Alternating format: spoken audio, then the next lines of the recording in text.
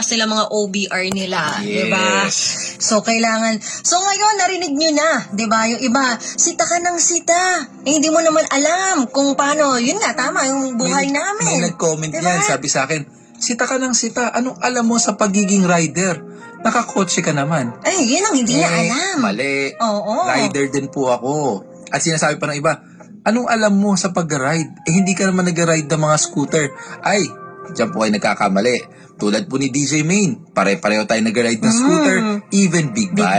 bike. Kaya alam natin ang sitwasyon. Totoo, nakakasalamuha din natin yung iba't ibang tao. Yes. Diba? Pagdating sa kalsada, at nakikita din natin mismo yung kaganapan sa kalsada. Na, Tama. syempre tayo, kumbaga, kung tayo selfish, sarili na lang natin iintindihin natin eh. Pero Correct. syempre, as yun yung katungkulan mo, at yun nga, sinapuso mo yun, ayaw mo rin mapahamak yung ibang tao. Alam mo, napakaganda na sinabi mo, no?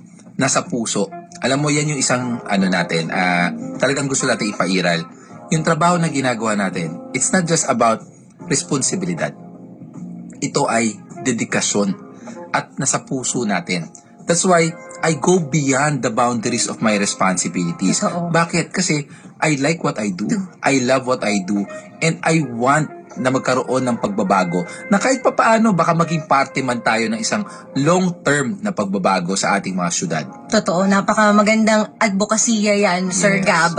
At sa dami ng galit, ayan, nababasa ko yan sa mga comment. 'Di ba? Sa mga Facebook, YouTube na video ni Sir Gab, 'di ba? Ang daming nagrereklamo sa iyo, lahat na ng pambabashing, lahat na ng curse na receive mo na.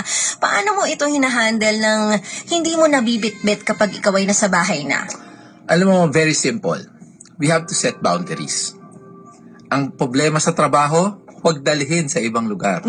And aside from that, sabi nga natin, ako kasi pagdating sa trabaho, sabi ko nga sa'yo, I'm very dedicated to it Yes. Kaya Talagang- mapapansin mo, no? Ang daming comments, ang daming nagbabash. Totoo. Parang kanina nag-uusap tayo Sinasagot ko Oo. Yes, I take time to answer. Bakit? Kasi, pag hindi mo sila sinagot, may iwan sila doon sa what ifs nila. Di ba? Hanggang doon na lang sila sa alam nila. Paano yan kung mali pala yung kaalaman? Kaalaman nila. Tulad ng sinasabi ko nga sa iba, nagtatanong kasi kayo sa ibang tao, nagtatanong kayo sa kapitbahay nyo. Yung kapitbahay nyo, hindi naman din Alam. aware o hindi Oo. niya alam, di ba? Kaya kayo sinasagot, it's because ang gusto ko is matuto kayo. Kasi baka naman, misled kayo, Totoo. misinformed kayo, di ba? Nakakatuwa, no? Alam nyo, minsan kasi bago matulog, nagbabasa ako ng comments. Talagang ang sipag mo, no? Binibigay, parang, paano mo namumultitask lahat yun, Sir Gab, na ikaw mismo nag-upload, ikaw din pumupunta in person, naninita, ikaw din yung sumasagot sa comment section. Siguro, something that sets me apart is yung total dedication. And sabi nga nila ang trabaho, if you love what you're doing, hindi siya trabaho. Totoo. Diba? Totoo. So, ako, most of the time bago ako matulog, no, I take time to read comments. Nakakatuwa, DJ Main. Kasi may mga magko-comment, dati inis na inis ako sa'yo. Ngayon, idol na kita. Eto nga, tayo, speaking of, sisingit ko lang to. Pinirin ko talaga to, nabasa ko to. Kanina lang to. Sabi niya dito, ni Jix Adamas.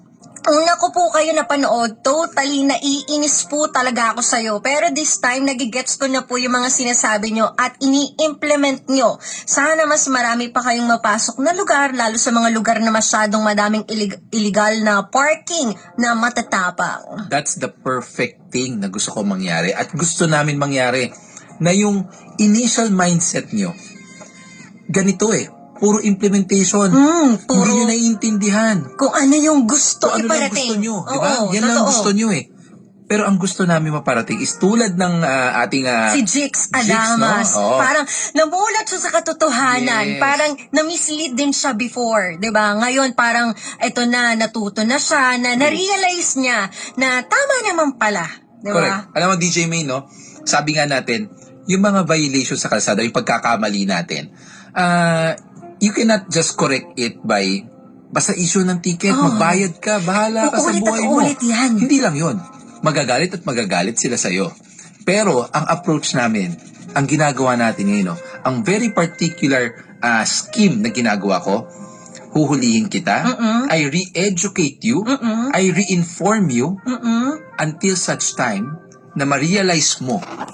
And ang end goal, acceptance. True, yun naman Dahil pag talaga. tinanggap mo yan, na-accept mo yan, automatically, hindi ka na uulit. Oo, alam mo na kasi. Yes.